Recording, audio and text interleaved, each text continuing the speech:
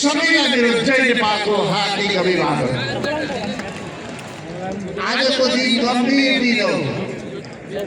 आजको दिन नेपालीले नेपालीको पहिचान पाएको दिन हो। आजको दिन 245 वर्ष पहिले अमेरिका भन्नुभन्दा 8 वर्ष पहिले 20 वर्षको अहिलेको समयमा जेनजी पुस्ताको नेता पृथ्वीनारायण शाहले एकीकरण गरेर हामीलाई नेपाल सुम्पेको दिन। आज पृथ्वीनारायण शाह उहाँसित नेपाल बनाउन लाग्नुभएका सम्पूर्ण शहीदहरूलाई म हार्दिक अभिनन्दन र श्रद्धाञ्जली श्रद्धासुमन व्यक्त गर्न चाहन्छु। हामीले पुर्खालाई भुल्यौँ भने, हामीले पुर्खाको सम्मान गर्न सकेनौँ भने हामीले आफ्नो सम्मान गर्न सक्दैनौँ, देशको सम्मान गर्दैनौँ, जनताको सम्मान गर्न सक्दैनौँ। यो कुरा पहिलो मन्त्र हामीले बुझ्नुपर्दछ। साथीहरू, मलाई आशा लागेको छ हाम्रा युवाहरूले अब परिवर्तन आवश्यक छ, नयाँ सोचको आवश्यकता छ। पद भनेर पदमाथि पद दिएर, ठुला घरमा घर बनाउने अवसर दिएर, गाडी बनाउने अवसर दिएर मुलुक अगाडि बढ्न सक्दो रहेछ। यो 34 वर्षको हाम्रो उदाहरण हो। व्यक्ति विचारले चल्छ, व्यक्ति अवसरले चल्दैन। सही मान्छेमा अवसर गयो भने मुलुक बन्छ। अब असल मान्छे छैन भने जति पद दिए पनि मुलुक बन्दैन। आज हामीसँग के छ? हामीले के गरेनौँ मुलुकमा? 7 सालमा नेपाली कङ्ग्रेसले नेपाली जनतालाई अधिकार दिलाउन लड्यो। 40 सालमा कृष्णप्रसाद भट्टराईजीले नेपालको आन्दोलन गरेर, आन्दोलनको नेतृत्व गरेर, बडे शान्तिको आवाजमा नेतृत्व गरेर ईश्वरीको नेतृत्वमा संविधान दियो। विद्याप्रसाद कोइरालाले 12 वर्षसम्मको हिंसाको निम्ति अन्त गरेर शान्ति दिनुभयो। सुशील कोइरालाले नेपालमा संविधान दिनुभयो।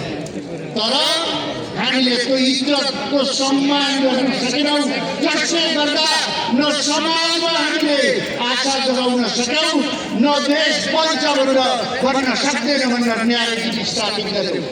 हामी आन्दोलन गर्न सक्यौँ, तर हामी देशलाई शासन सत्ता सञ्चालन गर्न सकेनौँ।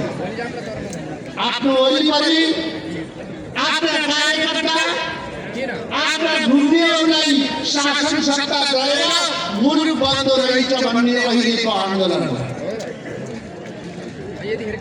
हामीले आन्दोलन गऱ्यौँ, प्रजातन्त्रवादी बन्यौँ, ठुला दल मिलेर सरकार बनायौँ। तर विडम्बना 36, 65, 63 सालको राजा जराहरूले तानाशाह बन्यौँ। उनीले हामीलाई दरबारमा राजनीतिक साथीहरूलाई बोलाएर, नेताहरूलाई बोलाएर निशानी हस्तान्तरण गरे, सिरपेट हस्तान्तरण गरे। ल तपाईँले राम्ररी बस्नु होला भनेर आफै गाडी चलाएर हाँसेर गए। तर हाम्रा नेतालाई जुगाउनलाई हेलिकप्टर चलाएर अमन गरेर राख्नु पर्यो। त्यो पनि कुनै प्रजातन्त्र हो? कसैको घर बनाउनु प्रजातन्त्र हो? कसैको गाडी चढ्नु प्रजातन्त्र हो? त्यो प्रजातन्त्रलाई जोगाउनु आज हाम्रो लक्ष्य हो। मलाई लाग्छ तपाईँ गाउँ आएर जुन सचेतना दिनुभएको छ, हे नेता हो, तिमीले अब यो पार्टी जोगाऊ, देश चलाऊ, समाज जोगाऊ, संस्कृति जोगाऊ भन्ने जो अभियान दिनुहुन्छ, तपाईँलाई म सेल्युट गर्न चाहन्छु। साथीहरू, लीडर भनेको ए लीडर इज दो who know the way, show the way and go the way. हामी सबै कुरा भुल्यौँ। मलाई आशा छ तपाईँ नै नेता हो, तपाईँ नै कार्यकर्ता हो, तपाईँ नै यो देशको सन्तति हो। अब हामीले यो देश र प्रजातन्त्र बचाउनु छ। मलाई लाग्छ आज अझ टिपो द्वन्द बनायौँ। आज हाम्रो देशमा हात्ती नाचे पनि धानको नाश, हात्ती उठ्ने पनि धानको नाश। आज हाम्रो मनस्थिति खलबलिएको छ। अब तपाईहरुले यो खलबलिएको मनस्थितिलाई अगाडि बढाएर आगामी चुनावमा हामी एउटा उम्मेदवार भएर एउटै रूप चिन्हमा हामी अगाडि बढ्नेछौँ। यही हाम्रो आज ग्रहण गर्न पर्दछ।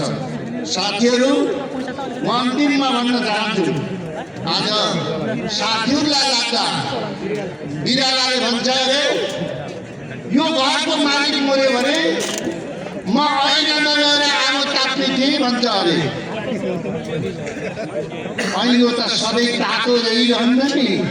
हाम्रा साथीहरूलाई लागेला अब दललाई जोड दिने मान्छे नभए भने त्यो ऐना तातो रहिरहन्न। तपाईहरुलाई हामीले इन्जेक्सन दिन सकेनौँ, विचारको इन्जेक्सन भने त्यो ऐना चिसो भयो नि हाम्रो कांग्रेस चिसो हुन्छ। अब हामीले यो कांग्रेसलाई चिसो हुन दिँदैनौँ। अब हामी अगाडि बढ्छौँ। म आग्रह गर्न चाहन्छु, अन्तिममा आदरणीय कृष्णप्रसाद भट्टराईलाई सम्झिन चाहन्छु। गिरिजाप्रसाद कोइराला र कृष्णप्रसाद भट्टराईको विवाद हुँदा झगडा हुँदा कृष्णजी सभापति हुनुहुन्थ्यो, गिरिजाप्रसाद प्रधानमन्त्री हुनुहुन्थ्यो। त्यो द्वन्द्वलाई मिलाउन हामी गएका थियौँ र यस्तै भेला हुँदा गिरिजाप्रसादले गराएको भेलामा कृष्णजी आएर साथीहरू जय नेपाल, साथीहरू जय नेपाल, अब हाम्रो कुनै विरोधी छैन भन्नु भएर समाधान गर्नुभएको थियो। कृष्णजीका अगुवाई आदरणीय शेरबहादुर देउपा दाइलाई अनुरोध गर्न चाहन्छु, त्यो भेला छोडेर यो कांग्रेस तपाईहरुलाई हस्तान्तरण गर्न आएको छु भन्न गर्न आग्रह गर्दै म तपाईहरुसित बिदा हुन्छु। धन्यवाद। जय नेपाल। धन्यवाद। अब